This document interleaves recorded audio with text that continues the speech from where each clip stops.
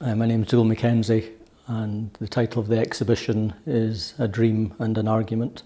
The title of the show, unusually, was the first thing that came into my mind. Sometimes paintings come first and titles come later, and usually the title of an exhibition is the very last thing that I start to think about. But for this show, or when I was thinking about how I was going to work towards a body of work for this exhibition, last summer I was reading a book.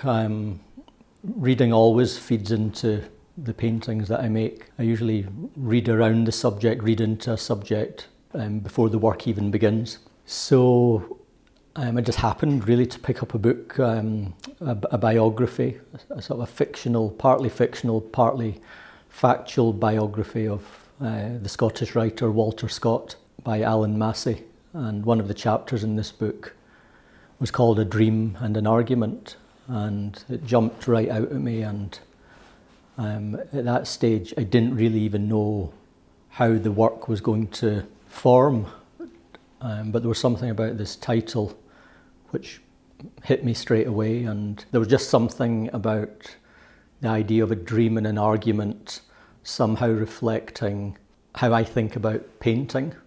And there was something in the back of my mind from way back. I think it was Van Gogh wrote to his brother about painters dreaming, something along the lines of painters dream about paintings more than they work on paintings, or they dream about paintings more than they look at paintings, something like that. So I had that in mind. And I was thinking about how dreams connect to memories, and really this exhibition, a lot of my work previously has been quite fixed on the idea of painting and history, and sort of a new approaches, different approaches to that very long tradition of history painting, which I think is problematic really, because painting can never really represent the history of anything. I began this body of work primarily thinking about history and its connection to images and memory. But the memory idea started to take over how we think about our own histories, other people's histories, histories that we think we know about through pictures, images, paintings, writing, but in actual fact, it can never really give us a true representation of any given historical moment. I spent more than half my life now in Ireland, mainly Northern Ireland, a period of time in the south of Ireland as well, and but easily more than half my life now has been spent here. So it's so it's effectively my home, and it's where my family are now, where we live. And surprisingly, in a way, we I still go back to the home where I was born, and on visits, occasional visits, I was just surprised that last summer, and it kind of crept up on me in quite a surprising way, that I wasn't getting homesick, I wasn't feeling nostalgic about anything to do with Scotland really, but there was something, and it was maybe just because last summer I picked up this book and there was the title of a chapter, and I remembered that I had a copy of one of Walter Scott's books called The Heart of Midlothian, which I'd read it years ago, and so I thought I would read that again. And this was all kind of coalescing last summer, and it wasn't a very long visit, but there was enough time to sort of walk around the city of Edinburgh, and sometimes I was doing that alone, sometimes I was doing it with my kids, and not surprisingly, it did sort of spark off lots of different memories, and so it just felt like a good opportunity to somehow try and work with that. When Walter Scott wrote the novel The Heart of Midlothian, he took its title from the old prison on the High Street in Edinburgh, which was called the Tolbooth Prison. And his story actually begins with an event that happens in 1736. So it's not even within it's within living memory of people of Walter Scott's time, but it's not within his living memory. But he decides to take an event that happened in 1736 called the Porteous Riots, where what was known as the Edinburgh mob broke into the prison. And in fact, the cobbles on the High Street not only mark the door of the prison, it marks the spot where the mob burnt down the door of the prison to gain access. To essentially hang one of the city guards, who was called John Porteous, Captain Porteous, and he'd been imprisoned because he'd been responsible for firing on really a crowd of people in Edinburgh who'd gathered to witness another hanging, and in turn he's imprisoned, and then news gets out that he's being reprieved, that he's not going to be hung. So the mob take it into their own hands to break into the prison and hang him.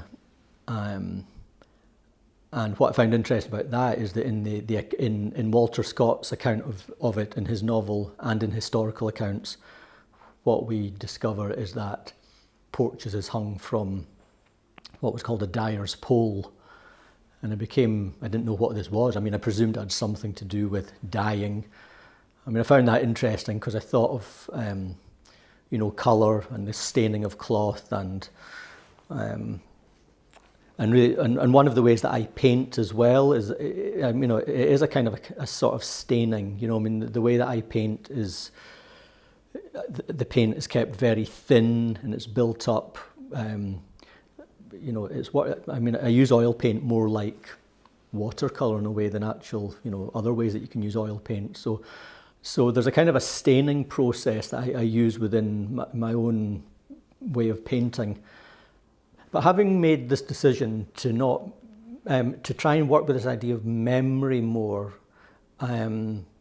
some paintings have a clear reference to what appears to be, an event or and in the context of the Porteous Riots, some of the paintings can clearly be seen to involve, groups of figures or a mob or something that appears to be happening outside of the gates of the Heart of Midlothian prison.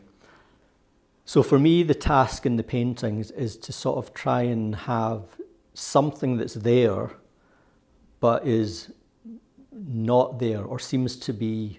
And so the paintings go through a lot of different transitions, because sometimes I think for most people looking at the work, you can see things in the work, you can see what's being represented in the painting. But for me, I'm trying to also get a sense in the paintings that it's a bit like in a movie where something, dissolved from one thing to another thing. I mean, films have a big influence on the way that I think about painting. I've always been very interested in how movies show things and the technical sort of ways that can be achieved.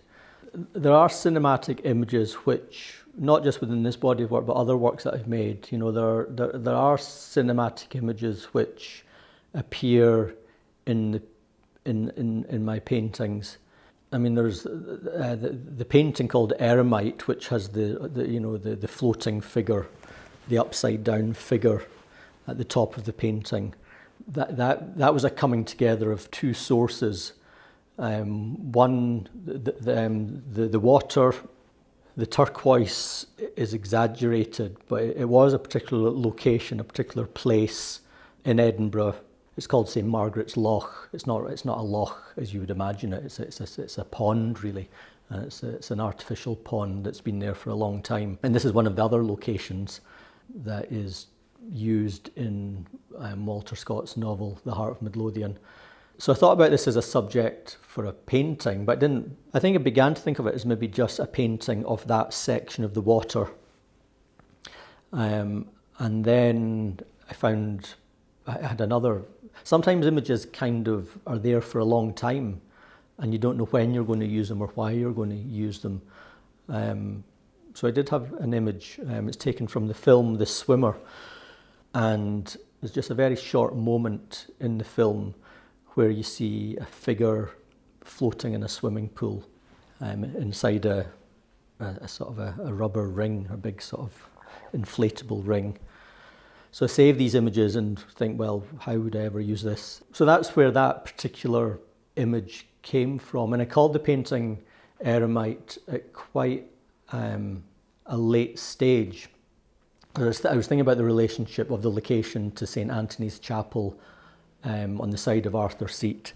And I did a bit more reading into that, and I discovered that St Anthony quite commonly was known as St Anthony the Hermit or St Anthony the Recluse. So eremite is like an old word for hermit or recluse.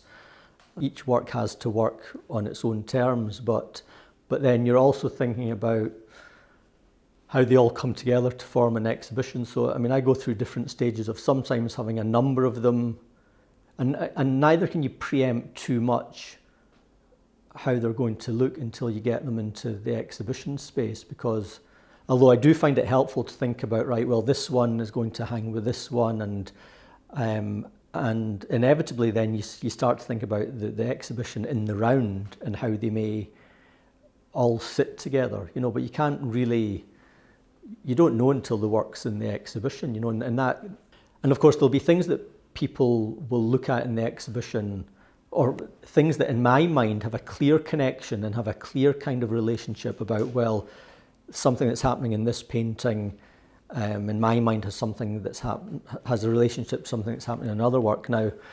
And these are just useful things to help me make the work come together, but it's of course there'll be lots of stuff when the viewer looks at the work where, you know, they couldn't possibly know, because I say I don't want them to be illustrations, I don't want them to be absolute kind of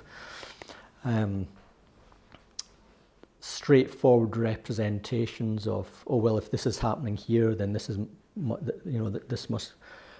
People will bring their own kinds of viewings and connections and ideas to why the works are set out in the exhibition in a particular way. But in my mind, in the studio, I think there's nearly always something that's happening in one painting which in some shape or form will carry over into the next painting beside it. And I just find, for me, that's just a useful way to